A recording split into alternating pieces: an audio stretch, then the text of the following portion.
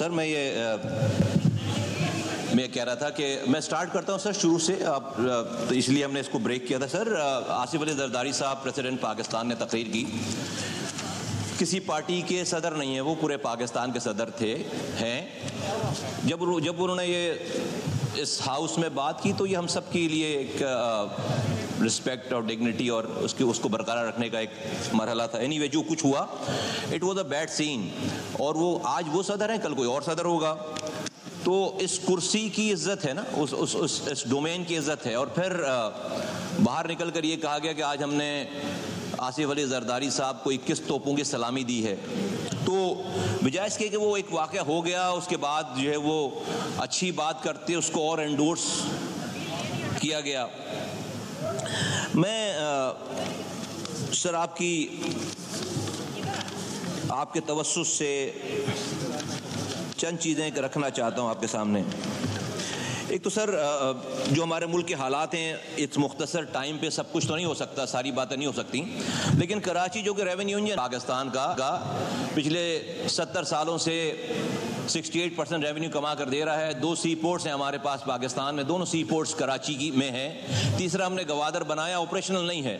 تو پاکستان کا گیٹ وے ہے کراچی، پاکستان کا ریونیو انجن ہے کراچی چلتا ہے تو پاکستان پلتا ہے، اور ہم اس پہ بڑا پراؤڈ فیل کرتے ہیں. انٹلیکچوئل ہب ہے، فائنینشیل ہب ہے، اور پاکستان کا فیس ہے. سر میں یہاں پر جو کراچی کے مسائل ہیں، جو حالات ہیں، یہ ریونیو انجن یہ جو شہر ہے جس حالات سے گزر رہا ہے، اس لیے نہیں کہ مجھے پیپلز پارٹی پہ کوئی تنقید کرنی ہے. ہم سمجھتے ہیں کہ آصف علی زرداری صاحب ان تمام عہدوں سے، تمام نشیب و فراز سے گزر کر آج صدر کے عہدے پر دوبارہ ہیں. ایک اپرچونٹی ہے پاکستان کے لیے کہ ان جیسے سینئر سیاست دانوں سے اس پاکستان میں کچھ ٹربل شوٹنگز جو ہے وہ جو کرنی چاہیے وہ کر لی جائے. اور میں بہت ہی صدقے نیت سے ان کے سامنے گزارشات رکھنا چاہتا ہوں، ایز اے کمپلین کے طور پر نہیں، جو کہ ان کے لیے بھی، ان کی پارٹی کے لیے بھی اچھی بات ہوگی. مثال کے طور پر آج دنیا چاند پر جا رہی ہے، اور ہمارے یہاں کی خبر یہ کہ ہمارے یہاں گٹر میں گر کر بچے مر رہے ہیں. کراچی جو کہ ریونیو انجن ہے، وہاں پر ہر تیسرے دن یہ خبر آتی ہے کہ کوئی معصوم 7 سال کا 5 سال کا بچہ جو ہے وہ گٹر میں گر گیا اور اپنی جان دے گیا.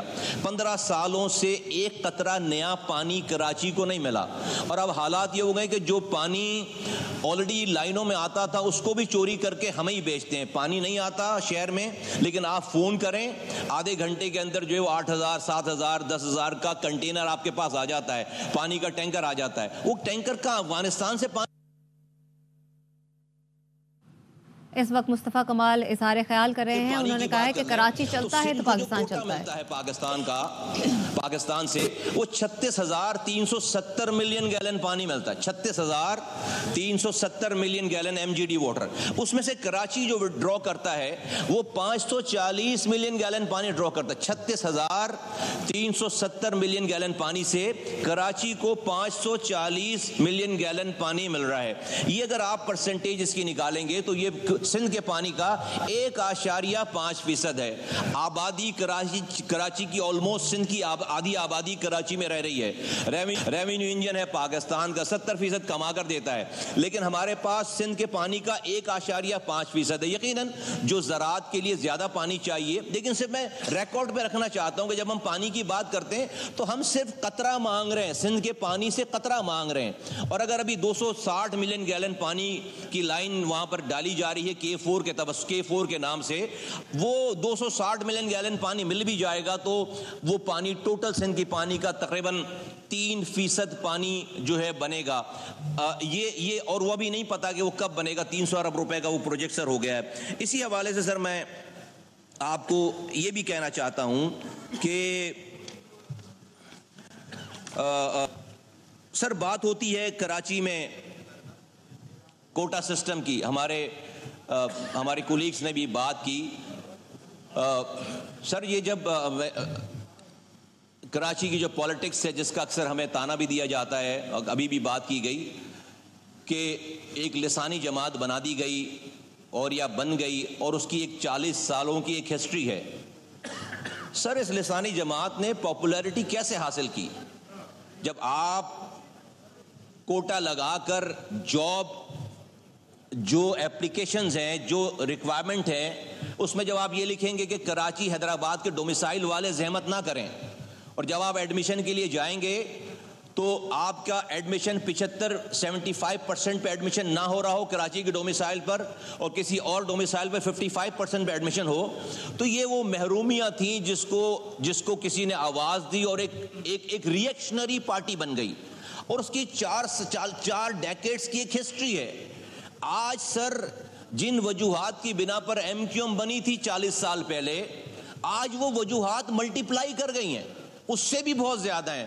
آج اس کوٹا سسٹم کا نظام یہ ہے کراچی میں کہ آج اس کوٹے پہ بھی 40% شہری کوٹا تھا, 60% دیہی کوٹا تھا. آج سر حشر یہ ہے کہ جب دیہی کوٹا ختم ہو جاتا ہے تو اس 40% شہری کوٹے پہ جعلی ڈومیسائل بنا کر وہ 40% کوٹا بھی لے لیتے ہیں.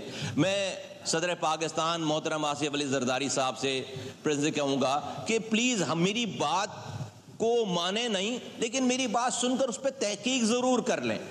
اس پہ آج وہ ساری وجوہات موجود ہیں جس کی وجہ سے اس طرح کی ایم کیو ایم دوبارہ بن سکے. ساری وجہ ہر گلی میں مسائل ہیں. دوسری بات سر میں یہ کہنا چاہتا ہوں آپ کے توسط سے کہ یہ جو ہمارے ہاں ایجوکیشن کا نظام ہے, تعلیم کا نظام ہے سر,